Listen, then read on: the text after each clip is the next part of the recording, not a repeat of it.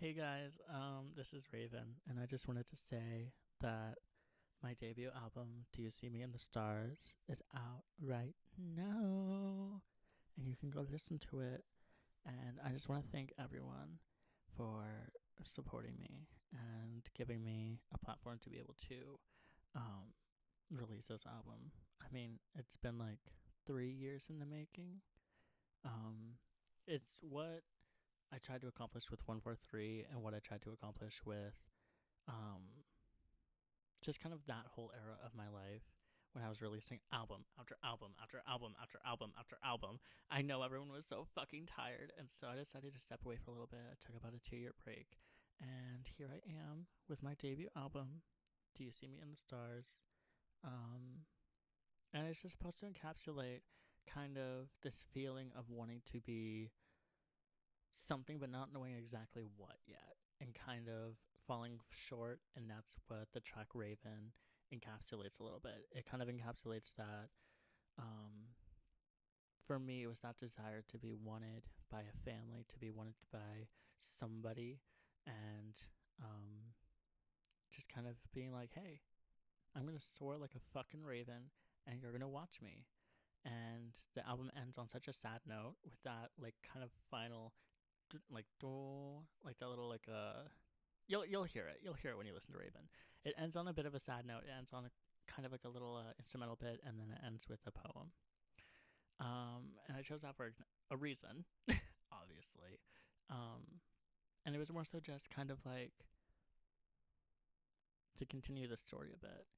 And you'll be hearing the story tonight with my second album, Where Did the Ravens Call, dropping tonight at 3 p.m. Eastern Standard Time and 12 a.m. No, not 3 p.m. Shit. Oh my god, I'm so dumb. No, 3 a.m. Eastern Standard Time, 12 a.m. Pacific Standard Time, Where the Ravens Call, 10 new tracks, and it kind of closes out the story a little bit. But there's still more. But you won't get that for a while. I'm still working on it. I actually just finished some sessions for the next project. Um, and you'll get to know about that soon. You'll know the name, and I hope to have it out sometime in the next 2 years, hopefully. But for now, you have Do You See Me in the Stars and Where the Ravens Call. I just wanted to say thank you again for all my producers. I'm Soul, Midnight Mime, Marvery, um, and the team at Totem Star. Honestly, they were able to help me finish off kind of what this album was supposed to be, and they listened to it a couple months ago, and I'm just so glad that I have their like them as a supporting team behind any release that I'm doing now. Well, for the foreseeable future, we'll see what happens, but I just want to say thank you to the team at Totem Star. And thank you to everyone when I went through my little homeless crisis who was there and helped financially and emotionally support me. I still am very internally grateful for all of that, and I'm still so like just beyond words about that time in my life because it was insane. It was something that I was not expecting, as I feel like most people wouldn't. Um, but I just wanted to like give my little thanks, my little announcement. You know, um, and yeah, I have this cute little microphone and I have these new headphones, girl. I'm literally living my life, but thank you again so much for everyone for your support, and I really do hope you love this album. I think it's probably the proudest work I've ever put out. Um, and yeah, I'm just really happy with where life has led me. And thank you. And I hope you do enjoy both albums tonight. And I hope that you enjoy the short film as well. We had so much fucking fun filming it. I'll hopefully be able to post the behind the scenes footage sometime soon. I'm just trying to get the fucking Like, fucking, bitch, hold on. Because this shit has been getting me mad. I'm trying to get this thing to work, but it's not. So I guess that's what I get for buying cheap shit. But I don't know. But all the footage is on that, and that's pissing me off. But you win some, you lose some, I guess. But anyways, thank you. I appreciate all of you. I'm just honestly really grateful that I get to do this, and I get to perform shows, and I get to just do what I want. You know, right now I'm still independent a little bit. I do get managed by a label, and I do get managed by my team and everyone. But for the most part, everything that I do, production-wise, vocal-wise, writing-wise, it's all me. And the final decision is whatever I say it is, which I'm eternally grateful for. And I'm really happy. Oh my god, sorry, I had a burp. I just had ice cream and like an ice water. Like, you know what those are? Like the little like sparkling waters, whatever the fuck, that make you decide, hey, you're constipated for the next week. That might just be me. Anyways, I just want to say thank you so much, and I want to say thank you to my incredible boyfriend, who has not heard the album yet. I don't know if he'll ever hear it, but I'm really eternally grateful for him. He's been fucking amazing. He came into my life at a good point where I was finally stable and ready enough to find somebody, and I hope that it lasts a little bit longer than most do.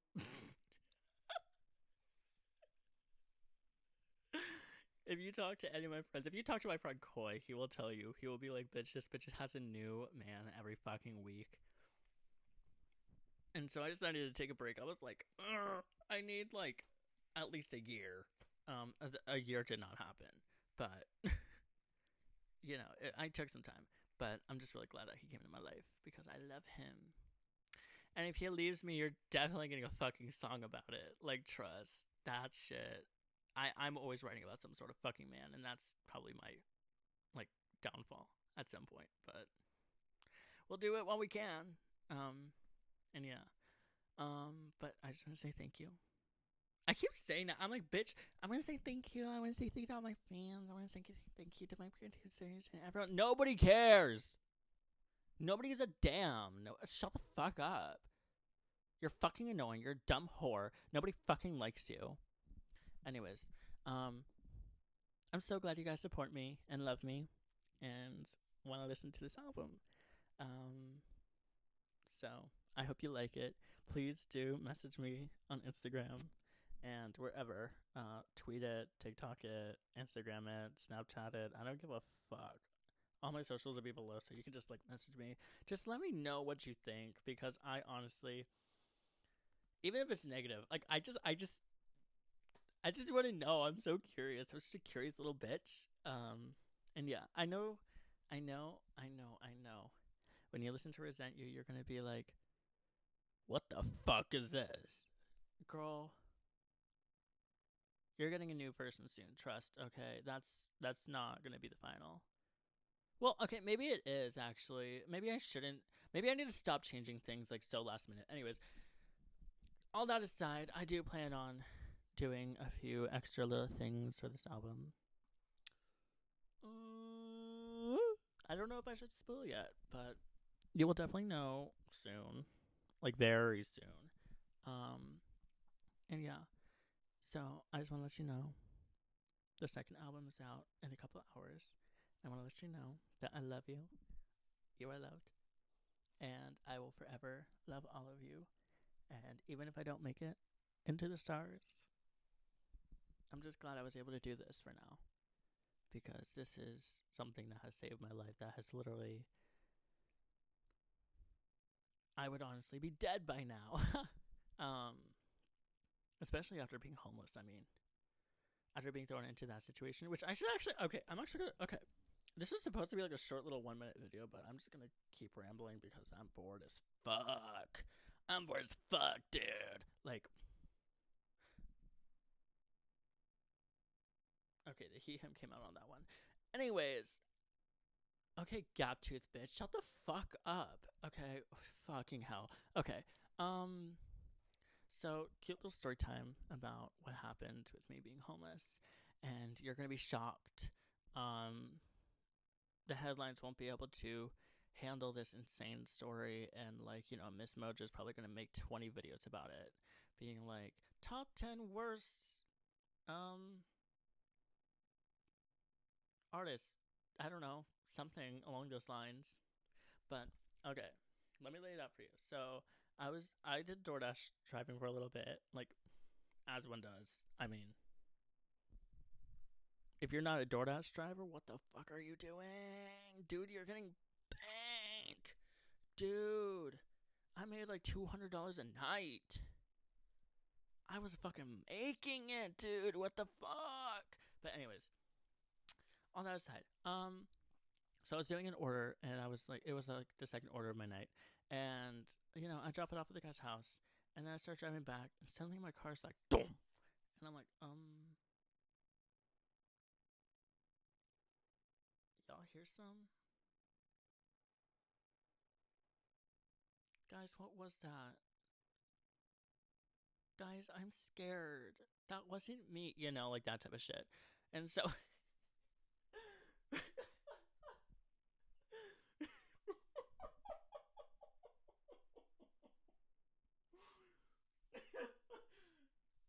sorry. Oh my god. But you know, my car was like, boom, and I was like, oh, okay, that's not a good noise. I thought I'd like popped a tire or something. I was like, okay. So I pulled off to the side of the road. Keep in mind, I'm in the middle, but fuck nowhere. Like not but fuck nowhere, but it was like a road that like was unlabeled, and it was just a whole mess to get there. Like nobody's fucking driving back there. And so, of course, that's where I have to break down. It can't be on like the fucking freeway or the highway or like a fucking neighborhood street. It couldn't be like somewhere with a relative location. And so, I'm calling my parents, and I'm like, hey, wait, hey. And, they're like, hi. And I was like, so the car broke down. And they were like, deal with it yourself. And it hung up on me. And I was like, okay. And so, I tried calling a few more times, and then they were like, check the gas, check the tires, check the engine. And I was like, what do you think I'm doing? You dumb shit. What do you think I'm doing? And so I was like, okay. And mind you, this entire time, my other dad's completely fucking being like, I can't handle this. My anxiety's so fucking bad. This motherfucker does not have anxiety. This motherfucker just smokes too much fucking weed and just gets paranoid. Like, I smoke weed, but I know how to manage myself and how to manage a situation. Hell, I got my friend to the goddamn ER when I was fucking high off my ass. Okay, let's learn some self-control. Let's learn how to not be a loser. Let's learn how to be a fucking parent for once. Because I have so much fucking tea to spill about that motherfucker. Oh my god. So, you know, I checked. I had a little like water bottle that I ended up cutting with a knife, and I would pour gas through there because there was no funnel. And I was like, oh my god, my parents are gonna be so proud of me. They're gonna be like, oh my god, you tried to fix something, and like you were so innovative. I don't know what the fuck I was thinking. I don't know why the hell would they would be proud of me, because like they never were. Like, hello. So I don't know what crack I was smoking, but I need it again because that shit must have been good, you know? And so I was like, let me check the engine. And the engine looked fine. The battery was on because the little speaker was on. And so I was able to charge my phone because my phone was at like 5%. I called my friend Jason, and I was like, hi. And he was like, hi. And I was like, so my car broke down. And he was like, oh shit. And I was like, can you come help me? And he was like, you know what? Perfect timing. We were actually going to run to Walmart. And I was like, oh my god, thank you. And so, I wait for there for like 10, 15 minutes. They show up, and we're trying to battery thing. We're trying to look at the engine. And we're just like, okay, this is a lost cause. Like, this shit is not going to fucking turn on. So I call my dad, and I'm like, hi. And he was like, hi. And I was like, So we tried everything and the car won't fucking run. And he was like, okay. And so then, like, you know, I kind of had it at that point. Like, there's a lot more that I'm not fucking saying because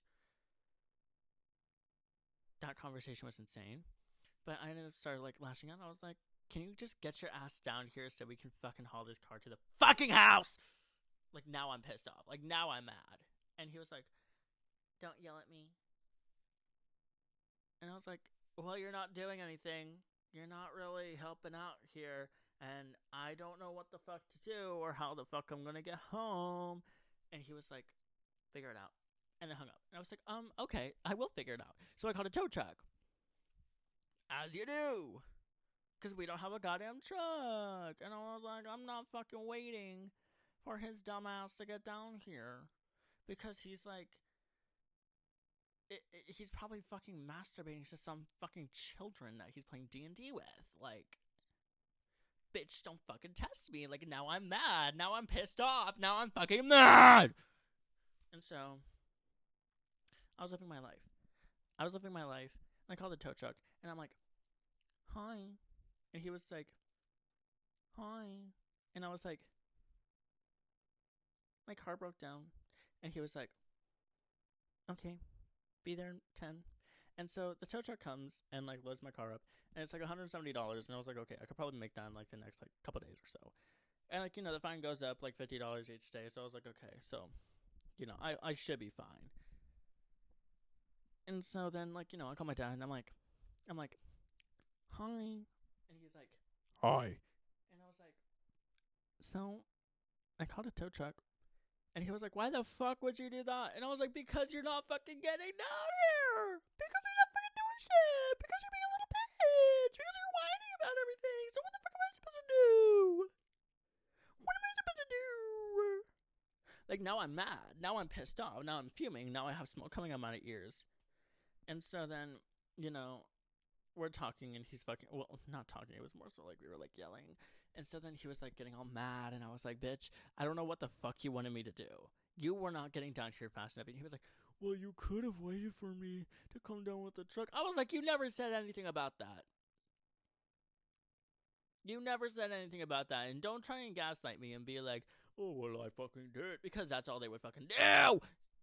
And I was like, okay, just because you want to save your fucking ass $170, which I can pay back to you in, like, 2 days. I don't know what the fuck you wanted me to do. Leave the car here, walk my ass home, get the truck keys. Bitch, it is fucking 10 p.m. I'm fucking tired. I have school in the morning. Because this is when I was still going to fucking cosmetology school. I was like, I have school in the morning. I'm fucking tired.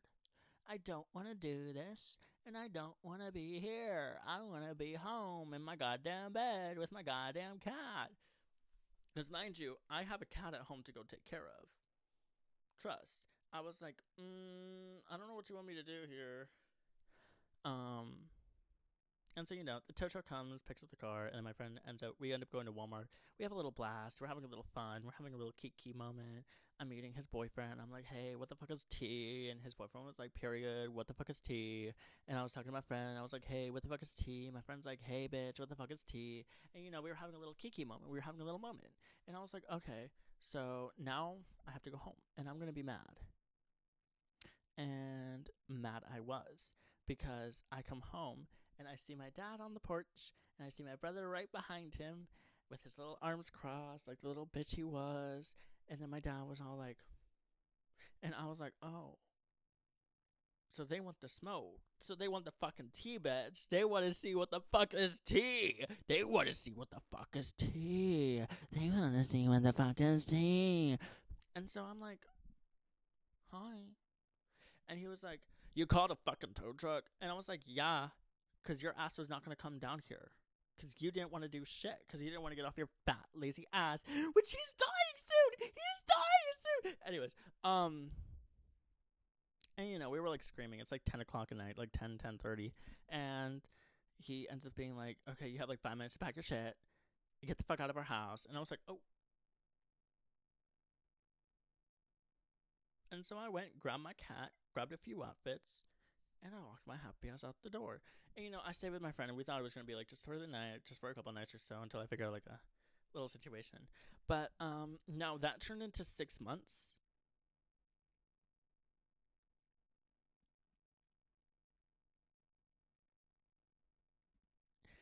And in those 6 months, I went to the mental hospital.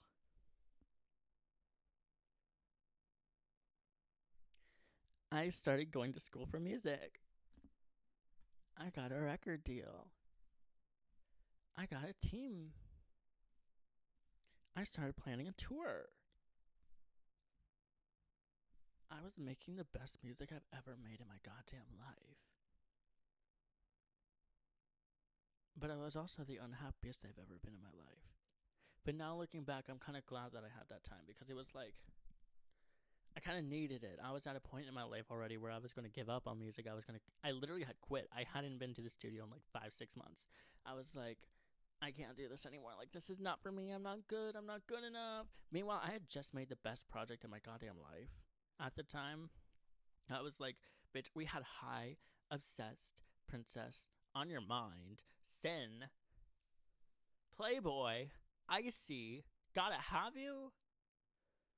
I won't say Stay the Night because that song kind of tanked. I don't know what I was doing there. I don't know what tea I thought I was bringing up there, but it was something. But, I was like living my life. Except I really wasn't because I kind of OD'd a year ago. That's something I never. Oh my god, I need to stop being so fucking. If you can't tell, I live on brain rot. So everything I say is just unserious as fuck, and it could be like the most traumatizing shit you've ever heard in your goddamn life. But I've been through shit in the past year, okay? Trust. This past year has been fucking hell. I think I would rather have died than have to live any of it. But, oh, and how do you feel till you fucking died?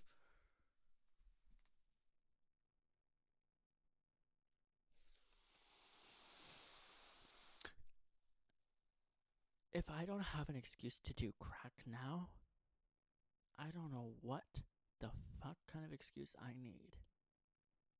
Anyways, so all that to say, that started this whole album because originally the album was called God Forbidden. It was just a bunch of like lifeless pop tracks. And I still have them all. I don't think I'll ever post them because I just personally don't like them. Actually, I posted one today. It was called What You Like, and that was from one of the last sessions we did for that album. But I just made a bunch of songs that I felt I connected with. I mean, with the heartbreak that I had, with the family issues that I had, with just kind of self-identity crisis. It was like there was a lot this year, and I feel like there's a lot of things that people could really connect to. And most of this album is very much like, on first listen, you'll think, okay, this is just another album. This is just another project. But then after you hear Raven, after you hear The Grudge and Raven and listen back with the context of what the situation was, and after reading the book Hometown Joke, you'll understand kind of more what each song really is like deep down in its core and where it stems from, because I think it's such an introspective album, and I'm really happy with it, and I'm really happy with the story I was able to tell because it is exactly my fucking life. It is exactly what the past year has been, with issues from sexual relations going completely fucking haywire, losing people that you never thought you would. I mean, obviously, like your fucking family, or like, you know, dealing with loss, dealing with just a plethora of things, just dealing with like where you even feel like you fit in this world, because I've always lived in kind of this very much alone bubble. I've mentioned, like, growing up in the foster care system, you kind of have this feeling of not really feeling connected towards anywhere. You never really have a family. You never have something that's consistent and something that you feel like you connect to deep down. For me, I never had that, and I've always been kind of the subject of every joke and every conversation that was about me. It was like always like super negative and super like, oh, that kid's gonna go nowhere. That kid's gonna be fuck ass and gonna be like, just like their mom, like a drug addict, and heroin addict and all this nasty shit. And like, I'm gonna die by 18, gonna die by 19. Oh, I'll never do anything with my life. I'm a failure in school. I'm a failure in life, and all this shit. It's stuff that I was told by my own fucking family ever since I was like fucking 4. And so, you know, you kind of don't feel that disconnect. You feel like an outcast. Like, ooh, they're not saying this about anyone else. Why would they say it about me? Like, I'm a fucking 5-year-old bitch. I'm fucking eating crayons. Like, why are you pissed off? I'm fucking eating slugs in my free time, bitch. Why are you pressed? What fucking vendetta do you have against me? Now I'm pissed off. Now I'm mad. Now I'm mad. Now I'm mad, bitch. But I digress. This album is very much supposed to be like kind of my introduction and be like, hey, this is what I've been through, and these are the things that I've had to endure. But I'm going to put it together in a nice pop album that is very digestible and easy for you to comprehend, because people love digestible. People love someone who can write a song and be like, yeah, that's my life right now, you know? Because I know I do. And Taylor Swift isn't that right now, bitch. I don't know what the hell the life of a showgirl is, bitch. I mean, clearly, of course, I don't know what the life of a showgirl is fucking like. But anyways, all this to say, I just want to say, this is my story. This is kind of where this album stemmed from. And I'm really happy that you guys get to have it now, and that you get to listen to it and get to listen to it on mute, get to listen to it in the shower, get to listen to it while you sleep, get to listen to it while you jack off, get to listen to it in your sex playlist, get to listen to it while you're killing your husbands or wives or, you know, your children or whatever. I don't care what you do while you listen to it. You could be in church listening to Made for Me being like, but you know you got me weak, thinking about the things we do under sheets. You know, like, you could do that. Or you can listen to The Grudge while you're at a fucking rock concert. You're like, so hold a grudge on me for giving you everything that you'd want. You know, like, you could do that. Or you could just listen to it on Spotify and Apple Music and YouTube and TikTok. Actually, please post TikToks to this album, because I really need that publicity, guys. I really need that publicity. And I think it's a good album. I think it's a perfect pop album. I think it's probably the thing that we need most right now. And I love you all. And I just want to say thank you. And I appreciate all of you for all of that you do and help me with. And for listening to this little tyrant and listening to me rant for about 30 minutes. I didn't realize it was going to be this long. I'm so fucking sorry. Oh my god. I hope I was entertaining. But anyways, I love you all. Please go listen to that album. It is my proudest project yet. And I promise there's so much more coming. We have shows. We have music videos. We have promotion, new singles. We're going to be releasing some things that I never really wanted to release, but we polish it, and now I'm happy with it. So I'm just really happy in life right now, and that's a first. And I'm really happy with this album, and I can't thank you guys enough, and I love you all so much. And please don't fuck your best friend's ex, because I made that mistake, and it was probably the worst one I've ever made in my goddamn life. And please don't write a song about them after that. Please don't. Oh my god. Anyways, I love you. Bye.